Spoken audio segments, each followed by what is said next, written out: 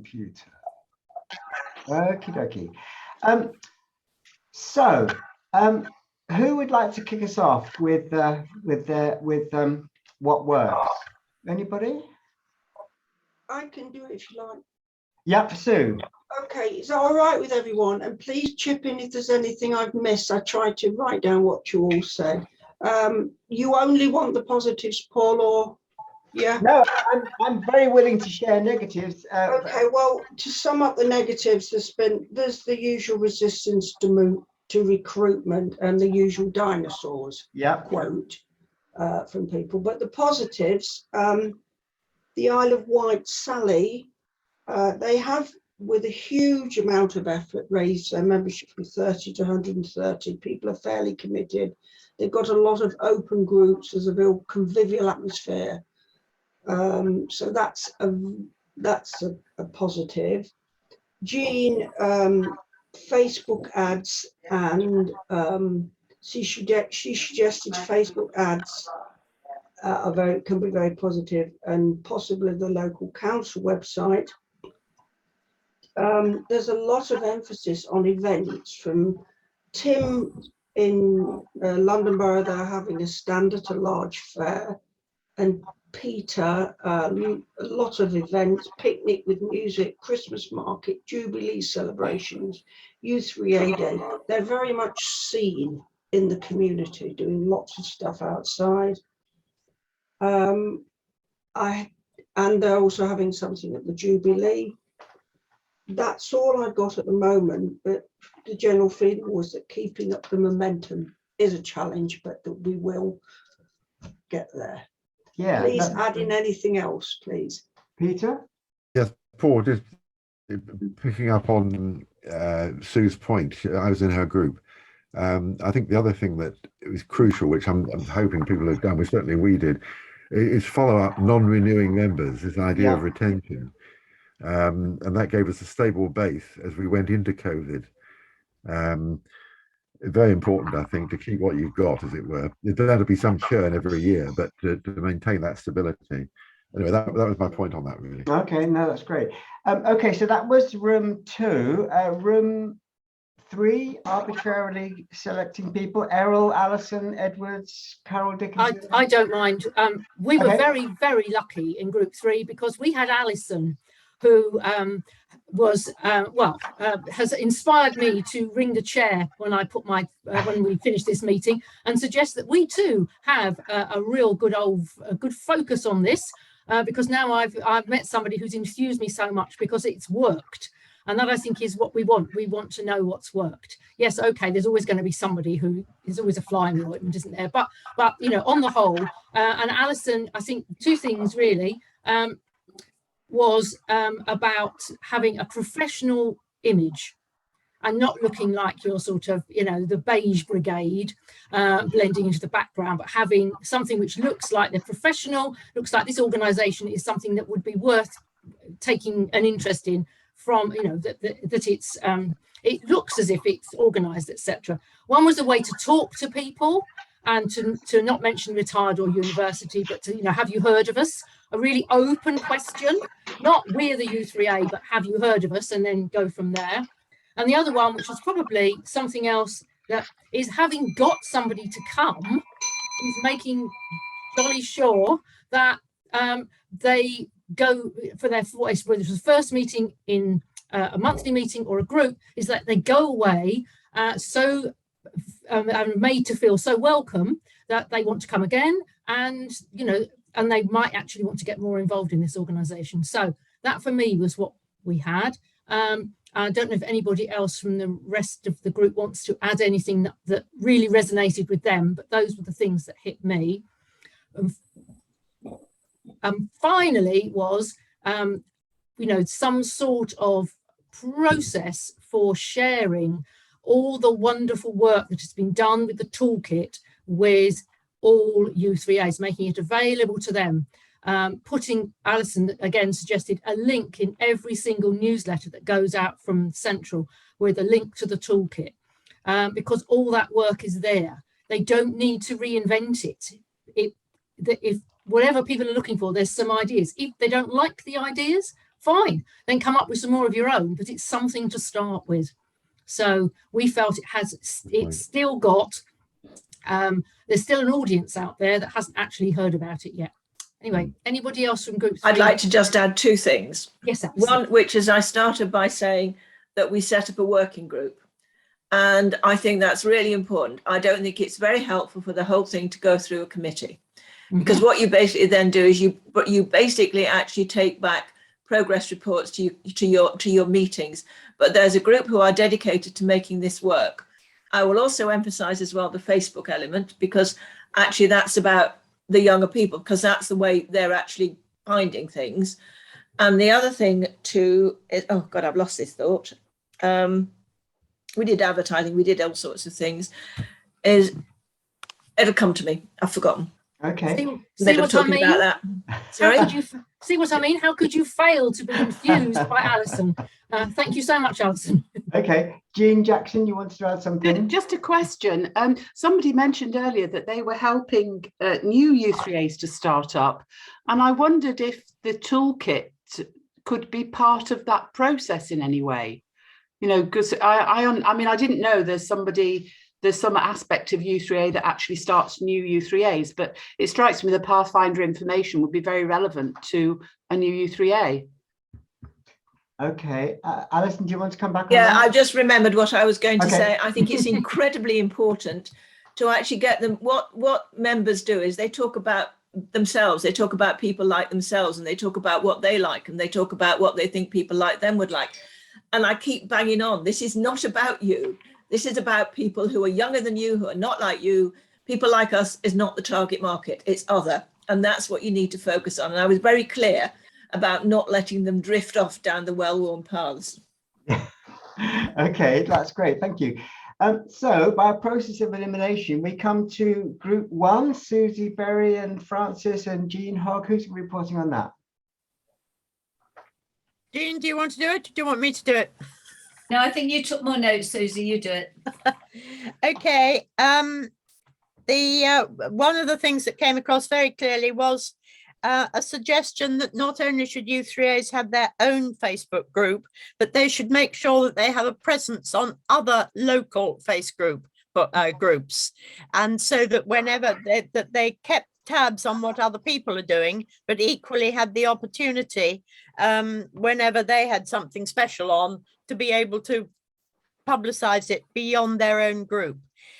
Another U3A has the scheme of having a free membership for the last 3 months of their own membership year, which happens to be in September. So they offer June, July and August free to any potential joiners, because they've found that that is the lowest recruitment time of the year. So they're not really losing out because people won't join anyway. So if you offer them free membership, it is surprising how many people will become engaged. And then in September, quite a large percentage of those ones who've been members for 3 months free do then join. So they've found that that works very well.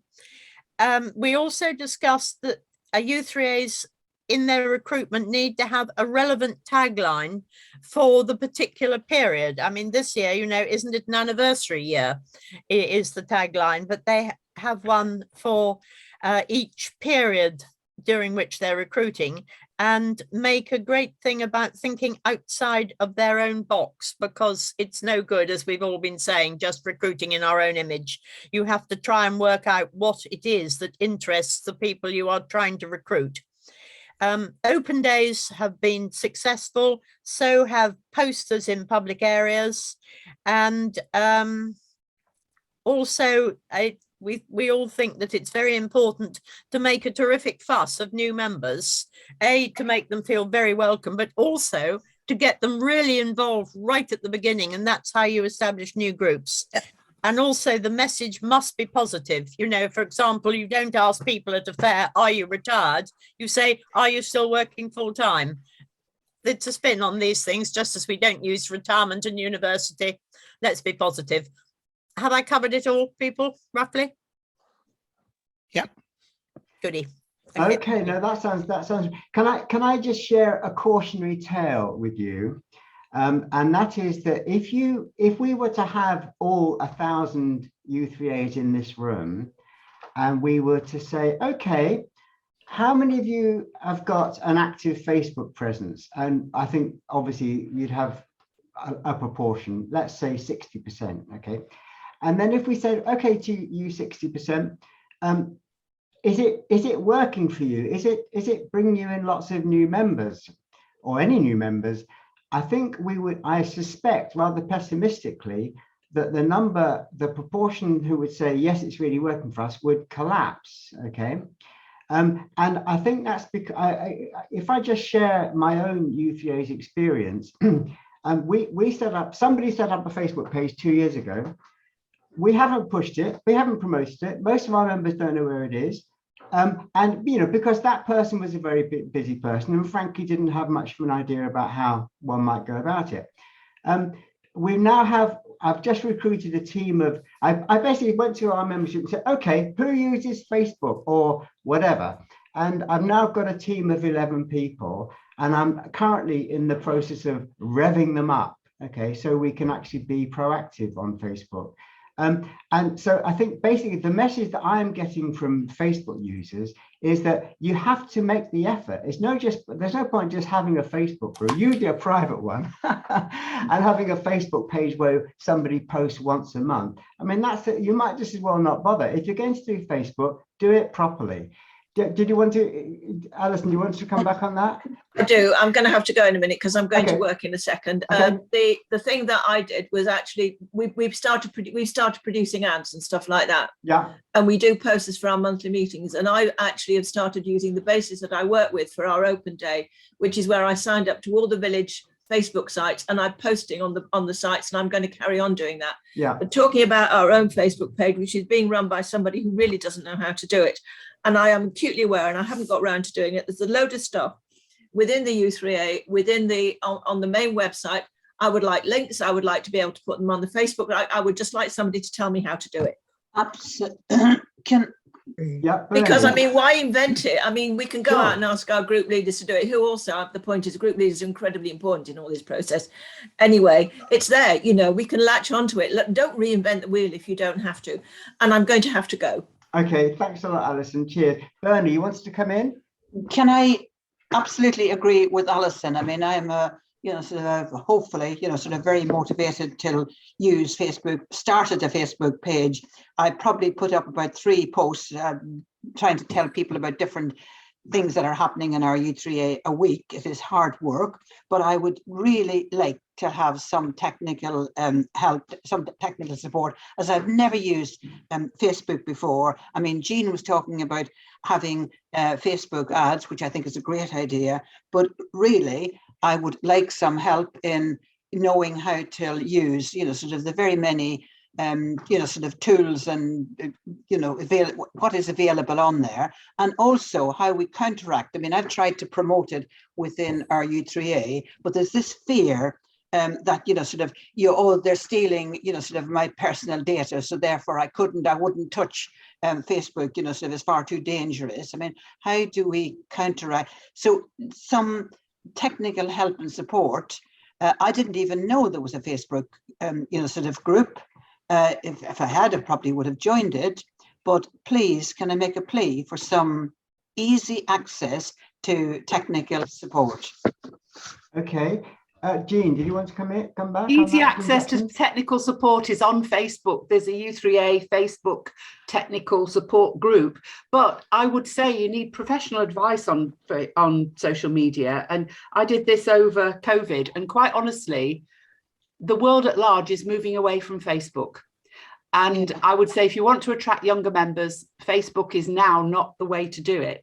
I think Ilkley do a marvellous job, and I keep in touch with Ilkley via all sorts of social media. But I think that we probably need some, help from professionals on this, because otherwise we're latching onto Facebook kind of 5 years after the opportunity actually arose, if you see what I mean. And certainly I know it's distorted because both my husband and myself come from, computing background, but we were both massively put off U3A by the state of the website. I mean, the local site builder, and also by the fact that when I walked into U3A, they gave me a welcome pack. And honestly, I went, is this the 1970s?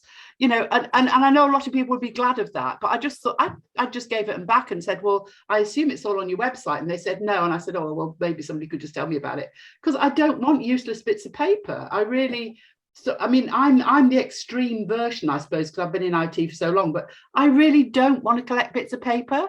I really don't want leaflets and stuff. And, maybe the generation that we're appealing to, my husband has only just been 60 in April, and he's found U3A amazingly hard work. He ends up doing loads of technical support because he just can't. He comes home and says, my God, I can't believe this. I cannot believe they're doing this and what have you. And so I've got the input of a 60-year-old fairly constantly about U3A. I've got a background in IT too, and I echo what you said about Site Builder and the U3A websites. And it has a do-it-yourself 1970s feel to it. Is there going to be a replacement for Site Builder? Eventually. Yeah, Paul, you know about this obviously, but Site Builder is being migrated onto WordPress, onto a specially developed WordPress system for U3A, and that will start to be available to U3As hopefully by the end of the year. And we have said very firmly that we know that Site Builder is outdated, and we have looked into the possibility of updating it and decided that actually it's much better to start from scratch. And so that is what is happening. It will be provided by WordPress. It will be a paid for system, but it will be free for use to U3As, just as Site Builder is. And by the end of the year, you'll start being able to migrate across onto it. And we have said very firmly that it must be idiot-proof, if I may use that expression, because of all the U3As who do not have professional webmasters.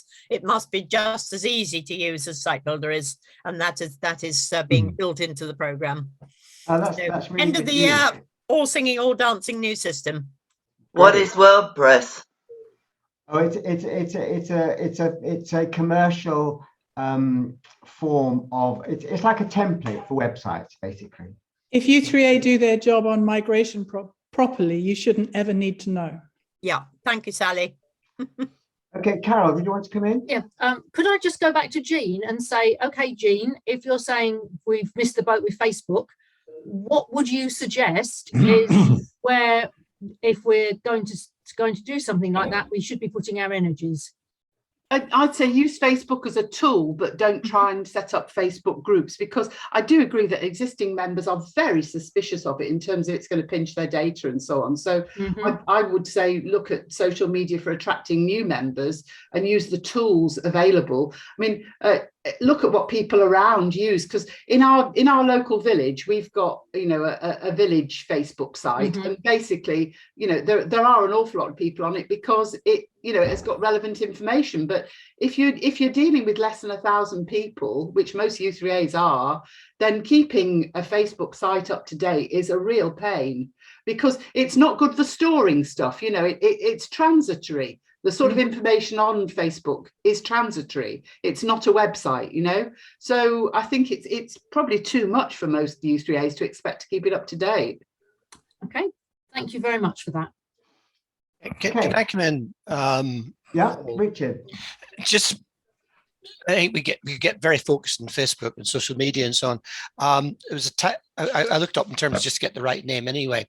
Within cycling, and other sports, we're talking about marginal gain, and I think we've got to keep in mind is that there's no one single bullet that's going to work. And what we need to do is be thinking is it's a little bit of this, it's a drip, and we need to be making sure that what we're doing is a little bit of all of these things. But Sure. I think the main thing is there's got to be a drive from the point of view of a mindset to say that we're wanting new members. And I think most U3As would want to do that. But I think there's also, in terms of hearts and minds, is trying to sort of say to people that, yes, by doing nothing, you will still recruit people, because there are people coming into the market who are looking for something that we've got. But I think it's looking for the future in terms of the future leaders. And where are we going to get them? And because I think that the people who are now in their 80s have been the leaders 20 years ago, and they've done it all.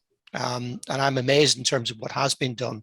I just don't see the future leaders coming through willing to put what our current 80-year-olds have put into U3A.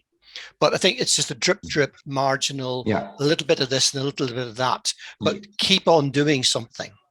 Yeah, and don't just rely on fate and serendipity for new members to turn up. Okay.